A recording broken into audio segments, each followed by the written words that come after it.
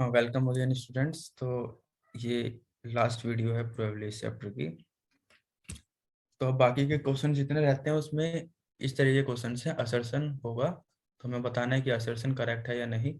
उसके बाद रीजन बताना है कि रीजन वाली स्टेटमेंट करेक्ट है या नहीं। उसके बाद हमें बताना है कि जो असर्शन अगर करेक्ट है एंड रीजन भी करेक्ट है तो हमें बताना है कि जो असर्शन है उसका करेक्ट रीजन या उसका करेक्ट एक्सप्लेनेशन रीजन है या नहीं। असर्शन की करेक्ट एक्सप्लेनेशन रीजन है या नहीं, ये उस केस में बताना। इस केस में असर्शन और रीजन दोनों भी करेक्ट होंगे।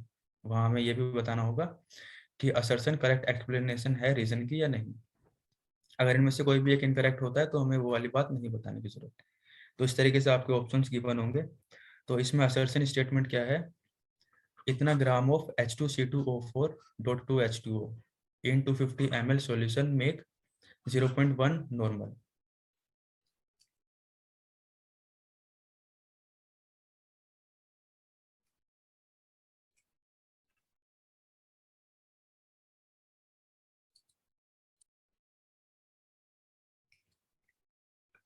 तो यहाँ पे हमें गिवन मतलब वेट दिया हुआ है और उसके बाद मॉलिक्यूलर फॉर्मूला दिया हुआ है और वॉल्यूम दे रखा है, नॉर्मेलिटी भी दे रखी है।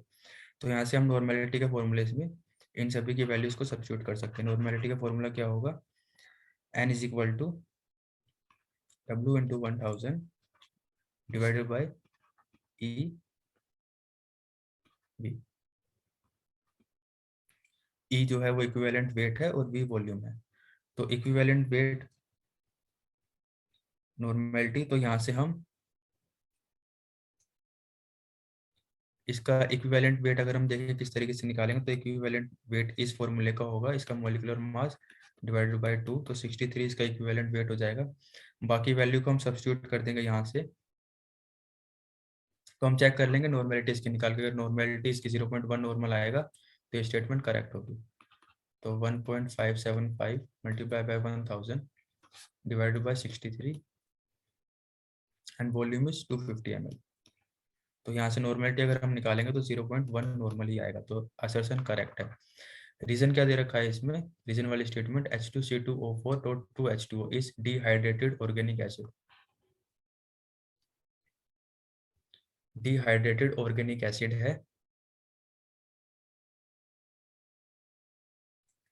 तो ये जो स्टेटमेंट है रीजन की, ये स्टेटमेंट तो करेक्ट है। H2C2O4.2H2O is dehydrate organic acid.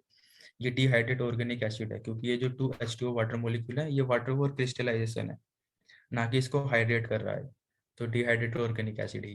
तो दोनों स्टेटमेंट करेक्ट है, लेकिन जो असर्शन है उसका करेक्ट एक्सप्लेनेशन रीजन नहीं है। ठीक है, assertion is correct, reason is correct, but assertion is not a correct explanation of reason. Next question क्या है? इसमें असर्शन दे रखा है when scuba divers come towards surface their capillaries get blocked which is painful and dangerous for life. Assertion एकदम correct है। Scuba divers जब surface की तरफ आते हैं तो उनकी कैपिलरीज ब्लॉक हो जाती हैं, विच इज पेनफुल होता है और डेंजरस टू लाइफ के लिए भी डेंजरस होता है।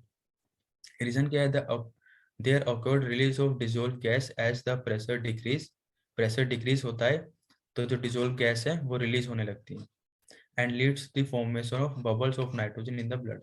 रीजन भी करेक्ट स्टेटमेंट है। और जो असर्शन का करेक्ट एक्सप्लेनेशन रीजन है, ये जो स्कूबा डाइवर्स के लिए पेनफुल कैपिलरीज ब्लॉकेज होती है वो इस वजह से ही होती है। तो assertion is correct, reason is correct and reason is correct explanation of this assertion.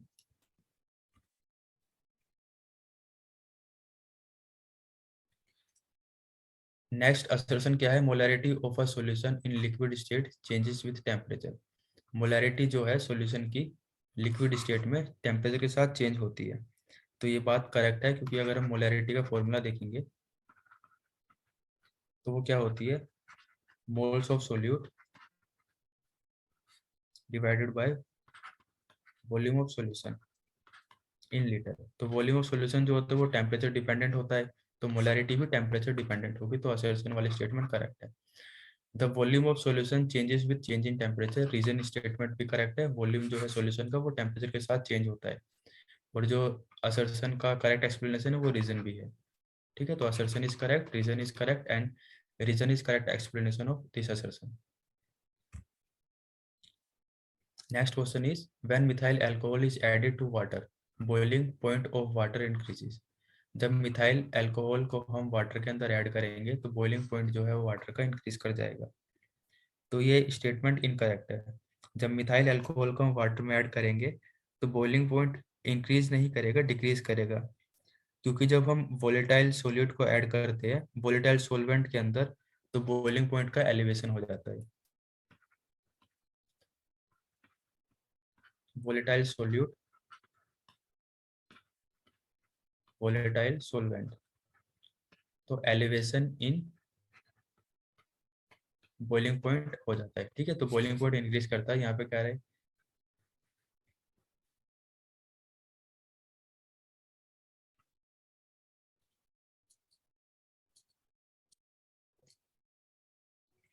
तो जिसकी रीजन है वो करेक्ट स्टेटमेंट है। जब हम वोलेटाइल सॉल्यूट को ऐड करते हैं,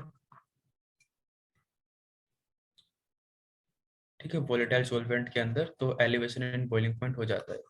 तो रीजन करेक्ट है, बट जो असर्शन है वो गलत है।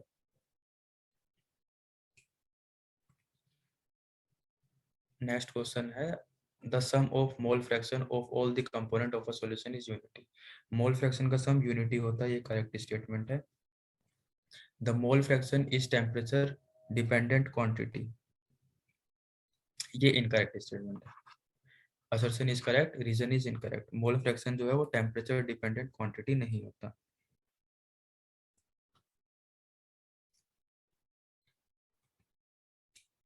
नेक्स्ट क्वेश्चन है, assertion iodine is more soluble in CCl4 than in water.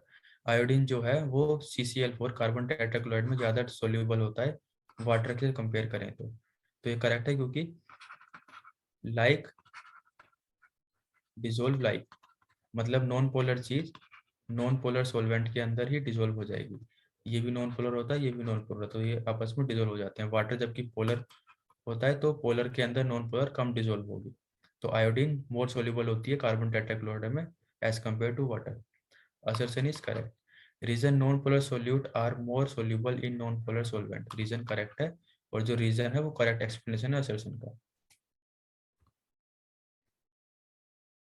Next question is, the water pouch of instant cold pack for treating athletic injuries breaks when squeezed and NH4 NO3 dissolve in water to lower the temperature।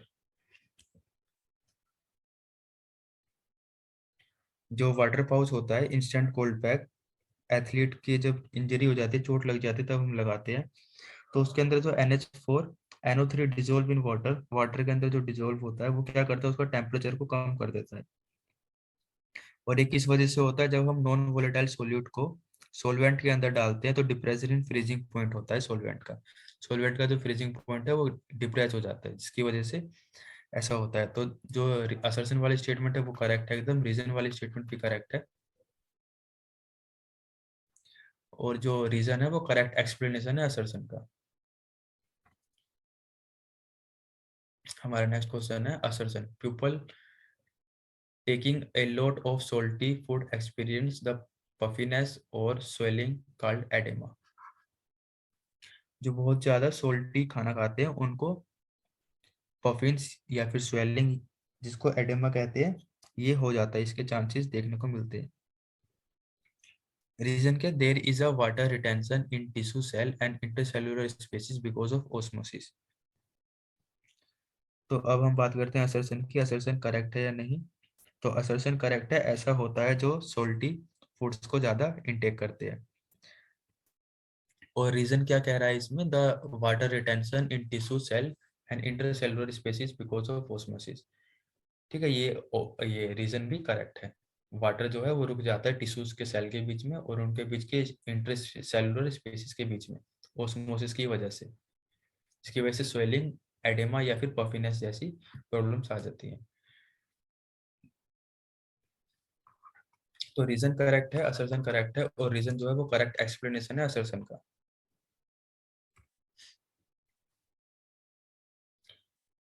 Next question में assertion है, when a solution is separated from the pure solvent by a semi permeable membrane the solvent molecule pass through it from pure solvent side to the solution side. जब हम solution separate करते हैं pure solvent में से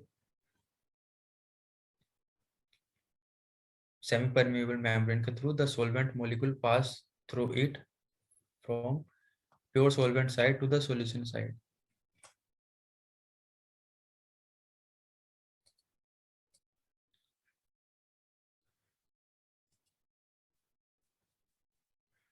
तो इसमें assertion भी correct है और रीजन भी करेक्ट है, दोनों ही स्टेटमेंट करेक्ट है।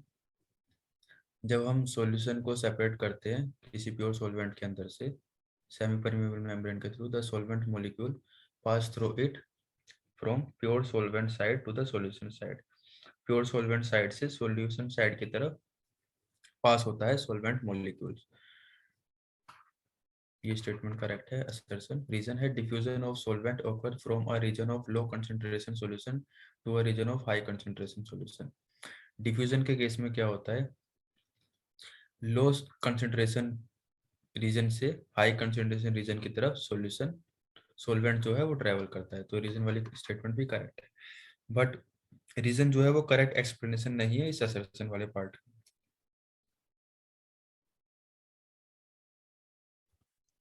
नेक्स्ट क्वेश्चन इज, असर्शन कह रहा है vapour pressure of 0.5 molar sugar solution is more than 0.5 molar KCl solution. Vapour pressure 0.5 molar sugar solution का ज्यादा है 0.5 मोलर KCl सॉल्यूशन का। एंड रीजन वाली स्टेटमेंट है the lowering of vapour pressure is directly proportional to the number of species present in the solution. तो lowering of vapour pressure जो है वो कोलिगेटिव प्रॉपर्टी है जो कि नंबर पर डिपेंड करती है। तो ये रीजन करेक्ट है और असर्शन वाली स्टेटमेंट भी करेक्ट है। वेपर प्रेशर जो है 0.5 मोलर सुगर सॉल्यूशन का 0.5 मोलर KCl सॉल्यूशन से ज्यादा होगा।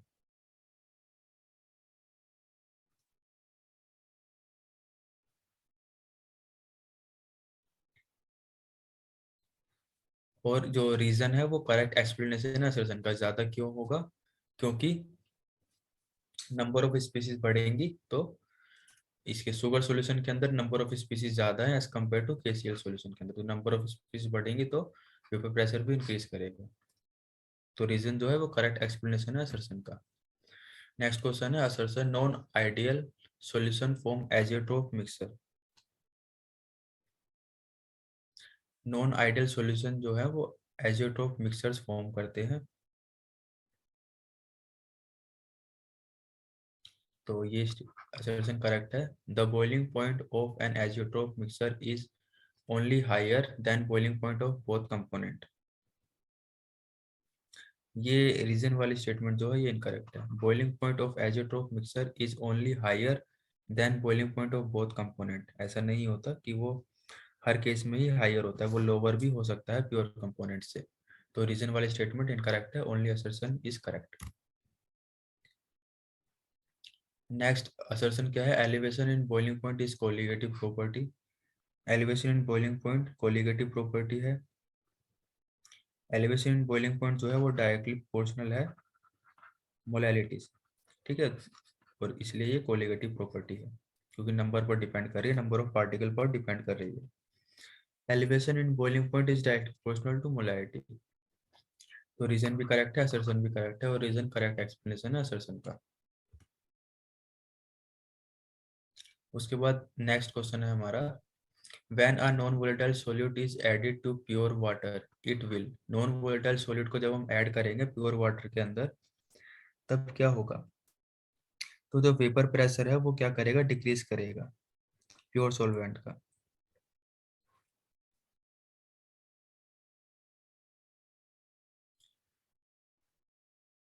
ठीक है, जो वेपर प्रेशर है वो डिक्रीज कर जाएगा पहले से। अब वेपर प्रेशर डिक्रीज कर जाएगा तो क्या होगा, जो बॉइलिंग पॉइंट है वो उसका 100 डिग्री सेल्सियस से कम हो जाएगा और जो फ्रीजिंग पॉइंट है वो 0 डिग्री सेल्सियस से बढ़ जाएगा। तो above 0 degree Celsius freezing point हो जाएगा, बॉयल अबव नहीं होगा, boil below, freeze above 0 degree Celsius. तो ऑप्शन बी करेक्ट हो जाएगा। 100 डिग्री सेल्सियस से कम टेम्परेचर पर ही वो बॉयल करने लगेगा और 0 डिग्री सेल्सियस से ज्यादा टेम्परेचर पर वो फ्रीज करेगा क्योंकि हमने उसके अंदर नॉन वोलेटाइल सॉलिड को डाल दिया।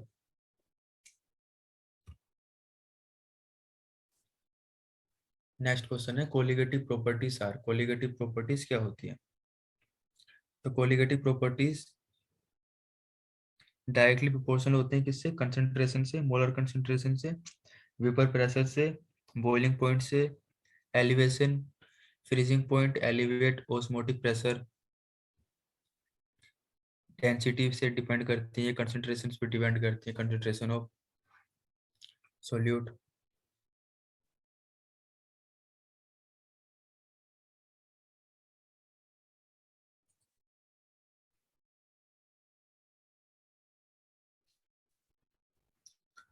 तो इसका ऑप्शन डी जो है वो करेक्ट हो जाएगा।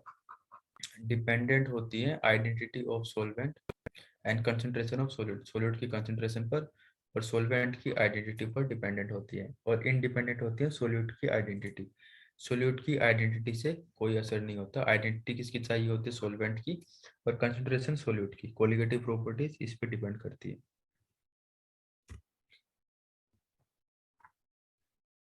Assume three samples of juice A, B, C have glucose as the only sugar present in them. The concentration of sample A, B, and C are 0.1 molar, 0.5 molar, and 0.2 molar respectively. Freezing point will be highest for the fruit juice.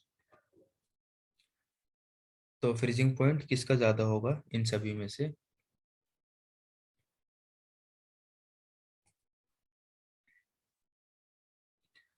तो freezing point जो है वो concentration से inversely proportional होता है।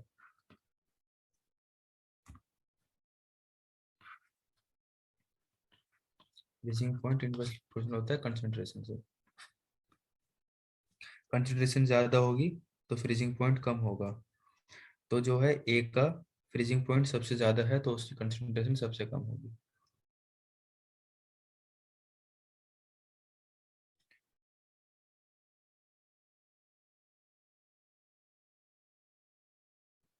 तो सबसे lowest will have freezing point will be highest of the fruit juice. जिसकी कंसंट्रेशन सबसे कम होगी उसका फ्रीजिंग पॉइंट सबसे ज्यादा होगा। तो कंसंट्रेशन ए की सबसे कम है तो सबसे ज्यादा फ्रीजिंग पॉइंट ए का होगा। नेक्स्ट क्वेश्चन कह रहा है identify which of the following is colligative property. इनमें से कौन सी कोलिगेटिव प्रॉपर्टी है? तो कोलिगेटिव प्रॉपर्टीज कौन कौन सी होती है? वेपर प्रेशर कोलिगेटिव प्रॉपर्टी होती है वो भी। उसके बाद लोवरिंग, बॉइलिंग पॉइंट का एलिवेशन या फिर लोवरिंग इन बॉइलिंग पॉइंट, ये सारी, या फिर डिप्रेशन इन फ्रीजिंग पॉइंट, ये सारी कोलिगेटिव प्रॉपर्टीज होती है। तो इसका ऑप्शन डी करेक्ट होगा, all of the above. Which of the following colligative properties can provide molar mass of protein with greatest precision? इनमें से कौन सबसे अच्छा प्रेसिजन से इनके मोलर मास को बता सकता है, प्रोटीन्स के मोलर मास को बता सकता है? तो इसका आंसर होगा ऑस्मोटिक प्रेशर। ऑस्मोटिक प्रेशर की मदद से हम प्रोटीन्स के मोलर मास को बता सकते हैं, क्योंकि कोलिगेटिव प्रॉपर्टीज में जो ऑस्मोटिक प्रेशर है ये लो मॉलिक्यूलर वेट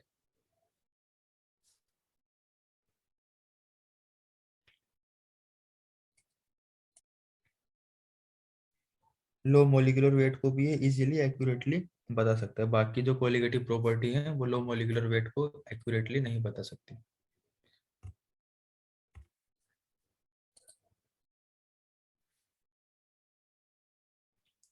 तो नेक्स्ट क्वेश्चन है the molecular weight of acetic acid determined by depression in freezing point method in benzene and water as found to be different.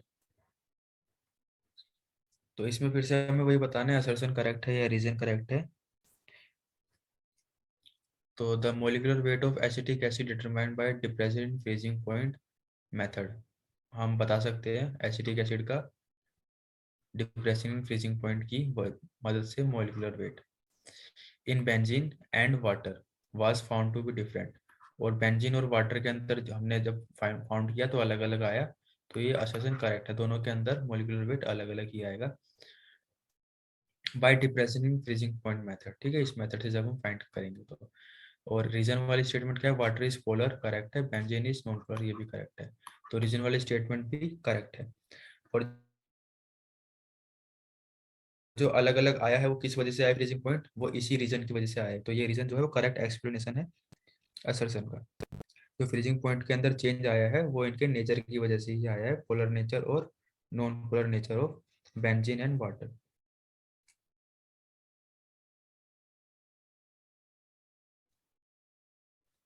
Polar solvent के अंदर क्या करेगा, एसिटिक एसिड जो है ज्यादा अच्छे से डिसोसिएट हो जाएगा, क्योंकि एसिटिक एसिड भी पोलर नेचर का होता है, जिसकी वजह से जो डिप्रेशन इन फ्रीजिंग पॉइंट है वो ज्यादा होगा।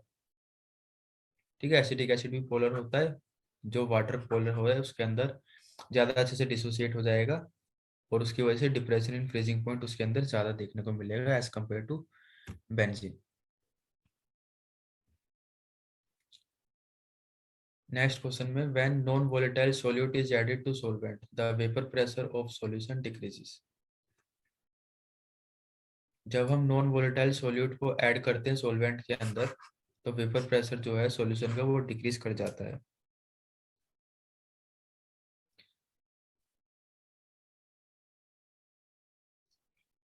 रीजन में क्या कह रहा है, as the number of solvent molecule escaping from the surface is reduce the vapour pressure of solution is also reduce. तो अगर हम बात करें स्टेटमेंट्स की, इन सॉल्यूशन, सॉल्यूशन के अंदर सरफेस, वो बहुत दोनों के ही सरफेस, सॉल्यूट और सॉल्वेंट के सरफेस कवर्ड होते हैं, तो जितने ज्यादा मॉलिक्यूल एस्केप करेंगे उतना ही ज्यादा वेपर प्रेशर होगा, जितना ही सरफेस रिड्यूस करता जाएंगे उतना ही वेपर प्रेशर भी रिड्यूस होता जाएगा।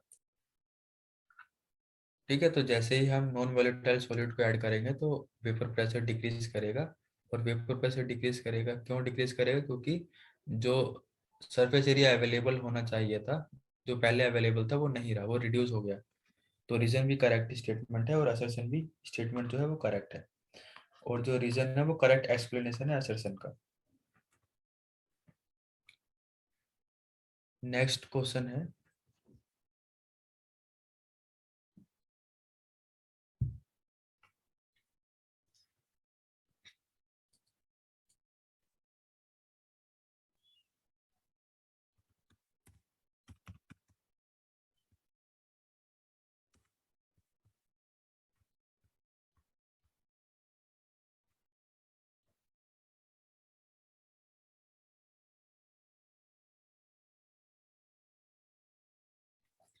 तो इस क्वेश्चन में क्या कह रहा है कि आइसोटोनिक सॉल्यूशन के अंदर C1 is equal to C2। Reason क्या है, आइसोटोनिक सॉल्यूशन के अंदर पाई 1 इज इक्वल टू पाई 2। तो जिसका आइसोटोनिक सॉल्यूशन वही होते हैं जिसके अंदर ऑस्मोटिक प्रेशर इक्वल होता है, और अगर ऑस्मोटिक प्रेशर इक्वल है तो कंसंट्रेशन भी इक्वल होगी।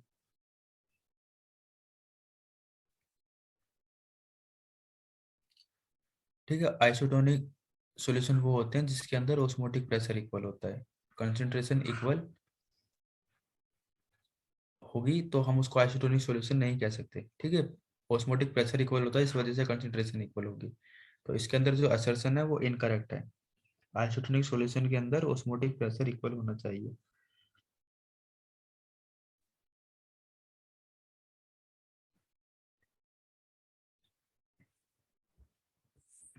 तो इसके अंदर असर्शन करेक्ट है, असर्शन इनकरेक्ट है and reason is correct. Reason वाली स्टेटमेंट जो है वो करेक्ट है।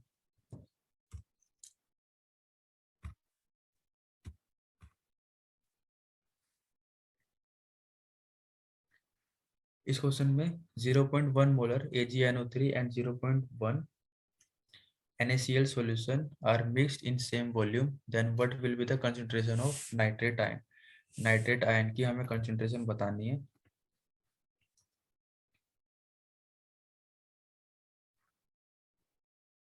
तो मोलारिटी हमें गिवन है जो कि होती है number of moles of solute divided by total volume litre के अंदर। तो मोलारिटी अगर मैं यहाँ से कैलकुलेट करता हूँ,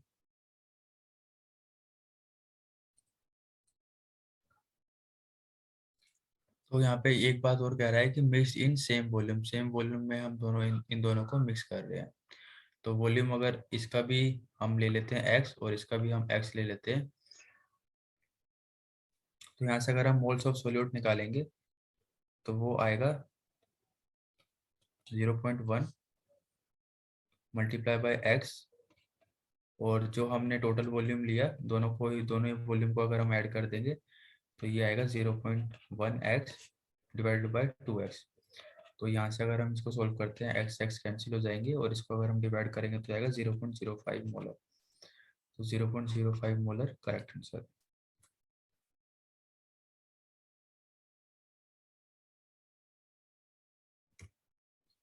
नेक्स्ट क्वेश्चन में क्या रखा है कि इतने मॉलिक्यूल्स हैं यूरिया के इतने ml सॉल्यूशन के अंदर, तो हमें बतानी है कंसंट्रेशन कितनी होगी। तो मॉलिक्यूल्स हमारे पास कितने दे रखे हैं यूरिया के, 6.02 इंटू 10⁻20। हमें एक चीज पता है कि नंबर ऑफ मोल्स किसके बराबर होते हैं, number of molecules divided by Avogadro number. तो यहाँ से हम नंबर ऑफ मोल्स निकाल सकते हैं। नंबर ऑफ मोल्स,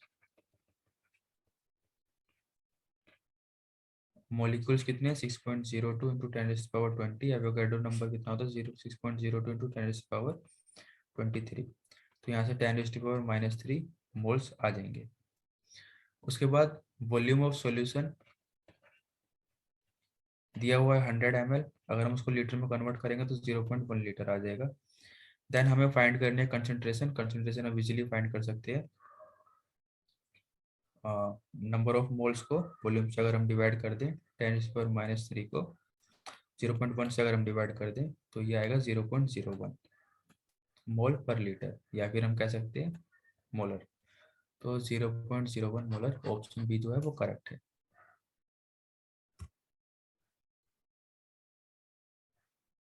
इस क्वेश्चन के अंदर 5.2 molar aqueous solution of methyl alcohol is supplied. What is the mole fraction of methyl alcohol in solution? Mole fraction हमें बताना है, हमें मोलैलिटी गिवन है और सॉल्यूशन के अंदर मोलैलिटी गिवन है मिथाइल अल्कोहल की। हमें बताना है कि मोल फ्रैक्शन क्या होगा मिथाइल अल्कोहल का। तो मोलैलिटी का अगर हम फॉर्मूला देखें, number of moles of solute divided by mass of solvent kilogram का। तो number of moles of solute यहाँ से हम निकाल सकते हैं क्योंकि मोलैलिटी हमें पता है। मोलैलिटी है 5.2 मल्टीप्लाई वेट हमें 1 kg लेना है, तो 5.2 जो है नंबर ऑफ मोल आ गए हैं मिथाइल अल्कोहल के। सेम ऐसे अगर हम वाटर के नंबर ऑफ मोल निकालें जो कि हमारा सोलवेंट है, तो वाटर के नंबर ऑफ मोल हम निकाल सकते हैं इजीली। गिवन वेट हमें कितना लेना है 1000, क्योंकि हम 1 kg ले रहे हैं और मोलिकुलर वेट 18 होता है, तो 55.56 नंबर ऑफ मोल्स निकल के आएंगे वाटर के।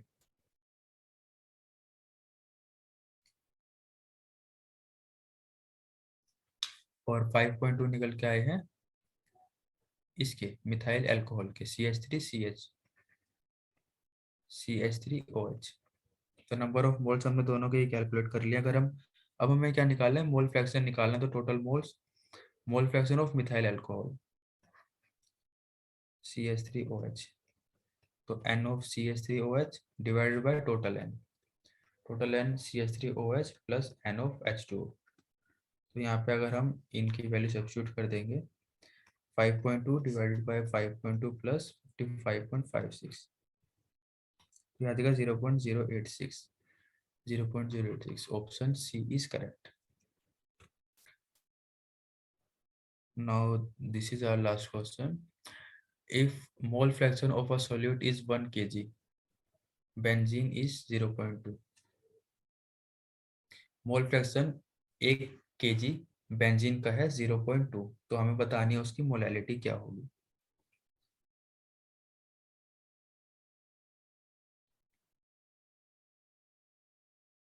तो यहाँ से पहले हम मोल्स कैलकुलेट कर सकते हैं बेंजीन के, मोल्स C6H6 बेंजीन के 1 kg दे रखा है जो कि 1000 ग्राम के इक्वल होता है, और इसका मोलिकुलर वेट हो जाएगा बेंजीन का 78 ग्राम पर मोल। तो यहाँ से नंबर ऑफ मोल्स आ जाएंगे 12.82 मोल बेंजीन के। हमें निकालना है मोल फ्रैक्शन, तो मोल फ्रैक्शन गिवन है 0.2,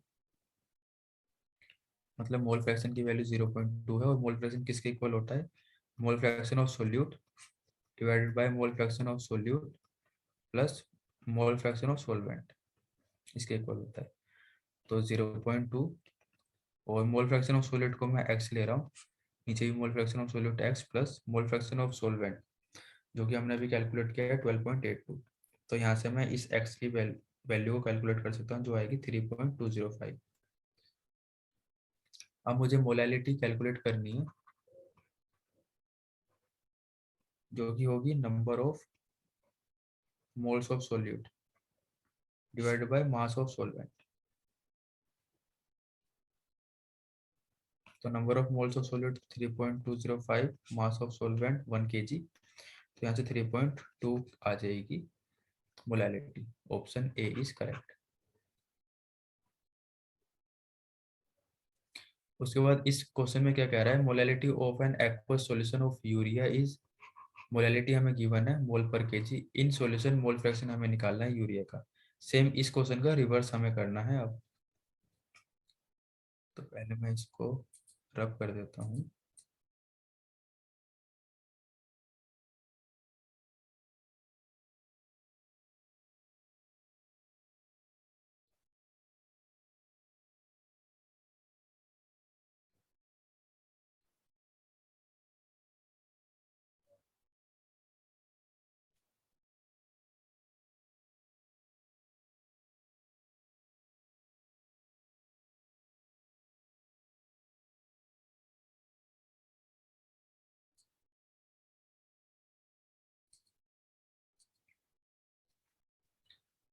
मोल फ्रैक्शन हमें निकालना है, मोलैलिटी गिवन है 4.44।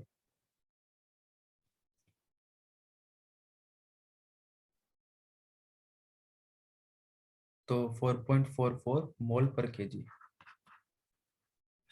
इसका क्या मतलब हो जाएगा, 4.44 मोल्स पर केजी का क्या मतलब है कि इतने मोल्स हैं 1 kg के अंदर। तो number of moles of urea अगर हम कैलकुलेट करें कितना हो जाएगा 4.44, ठीक है। इतने मोल्स हैं किसके अंदर, 1 kg के अंदर। वाटर के मोल्स उतने ही रहेंगे जैसे हमने उसमें कैलकुलेट किया था लास्ट क्वेश्चन में 55.56। अगर हमें मोल फ्रैक्शन निकालना है, मोल फ्रैक्शन किसका, यूरिया का, तो यूरिया के moles divided by total moles, total 4.44 plus 55.56। इसको अगर हम सोल्व करेंगे तो 0.07 आएगा आंसर। तो ऑप्शन ए इज करेक्ट। तो थैंक यू बच्चों, होप आपको ये एमसीक्यू सीरीज का चैप्टर 2 अच्छा लगा हो। मिलते हैं नेक्स्ट चैप्टर में नेक्स्ट वीडियो के साथ। तो अगर वीडियो अच्छा लगा हो तो लाइक करना, चैनल को सब्सक्राइब करना। Okay, thank you.